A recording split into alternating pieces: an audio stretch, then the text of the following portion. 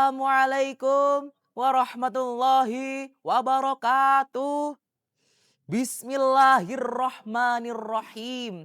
Alhamdulillahilladzi ja'ala islama akidah wa ja'ala qur'ana imama wa ja'ala Rasulullah sallallahu alaihi wasallam uswatun hasanah walil alamin rahmah.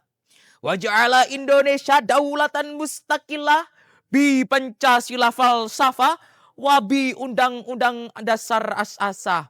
Wa min Sabang ila Merauke Jombang wilayah.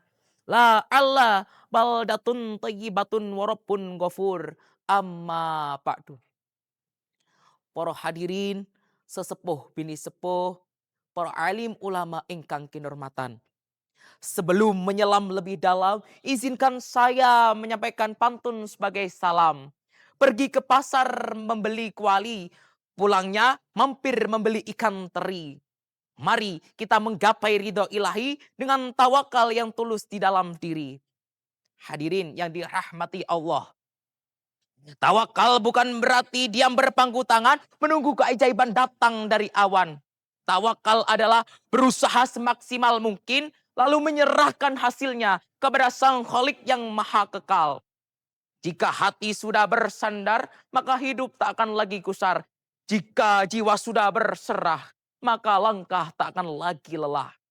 Dalam Al-Quranul Karim, Mushaf Utsmani, halaman 558, baris 4, sisi kanan, Allah Subhanahu wa taala berfirman dalam Quran surat At-Tolak ayat 3 yang berbunyi, Bismillahirrahmanirrahim. Wa may yatawakkal 'alallahi fahuwa hasbuh. Artinya, dan barang siapa yang bertawakal kepada Allah, niscaya dia akan mencukupinya. Maka hadirin, jangan sampai kita salah kaprah mengartikan tawakal sebagai bentuk pasrah, rebahan, tanpa usaha.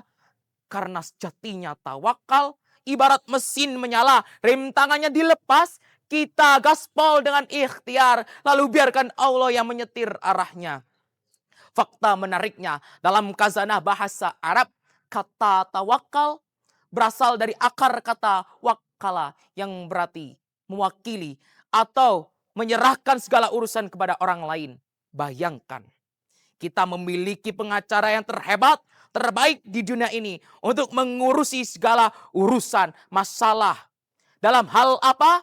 Menentukan strategi hukum. Sehingga tidak ada alasan lagi kita cemas berlebihan, bahkan overthinking. Karena secara psikologis, manusia sering mendapati kecemasan berlebihan akibat dari mengendalikan hal-hal yang di luar dari kendalinya. Sehingga datangnya tawakal sebagai bentuk esensi ketenangan dalam pikiran manusia yang sering merasa cemas berlebihan.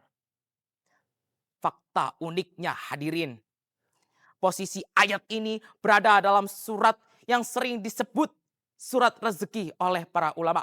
Karena menjanjikan jalan keluar dari arah yang tak disangka-sangka. Hal ini menunjukkan bahwa strategi manusia ketika menemui jalan buntu, jalur langit selalu punya solusi yang presisi. Dalam kitab Sunan At-Tirmizi halaman 564 nomor 2344 baris ke-15 sisi kiri, Rasulullah Shallallahu alaihi wasallam bersabda, "Lau annakum tatawakkaluna haqqa tawakkuli larzaqakum kama yarzuqut thair taqdu khimasa wa taruhu bitona."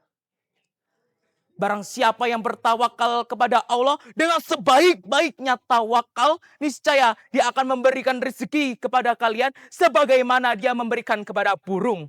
Pergi dengan perut kosong, pulang dengan perut kenyang. Alhamdulillah. Jika kita telah hadis ini lebih dalam, hadis ini sedang menyentil logika kita yang sering merasa bahwa rezeki 100% dari hasil keringat sendiri. Padahal Rasulullah Shallallahu alaihi wasallam sudah menjelaskan, sudah memberikan analogi yang sangat jenius melalui seekor burung. Mari kita telaah secara lebih dalam. Secara biologis, burung memiliki metabolisme tubuh yang sangat tinggi. Sehingga mereka membutuhkan makan secara terus-menerus untuk kebutuhan hidup. Apakah kita sering melihat burung cemas, overthinking, letih, lesu? Tidak. Ini adalah retoris bagi kita semua manusia yang sering kalah tenang dibanding burung. Bahwa sebenarnya tawakal adalah keluar dari sangkar, menjemput peluang dengan penuh keyakinan bahwa Allah Subhanahu wa Ta'ala tidak akan menjadikan hambanya yang pulang dengan tangan yang hampa. Hadirin, tanpa tawakal, tauhid seseorang tidak sempurna. Dalam kitab Madarijus Sholihin disebutkan dalam karya Ibnu Qayyim al-Jauziyah, ulama Damaskus, seorang pakar yang terkenal dalam pakar kedokteran psikologi hati, menyebutkan at-tawakkal nisful iman. Tawakal setengah dari iman. Maka jelas para ulama kita sepakat bahwa tawakal adalah sebagian dari hati yang tidak boleh mati. Tanpanya kita bagaikan robot yang terus mengejar dunia tanpa merasa ada di garis tujuan. Maka ingat prinsip ini hadirin. Berdoa dengan ikhlas, berusaha dengan keras, bertawakal dengan tuntas. Agar ridho ilahi dapat didapat dengan pantas. Maka dengan demikian yang dapat saya sampaikan, kurang lebihnya mohon maaf. Wassalamualaikum warahmatullahi wabarakatuh.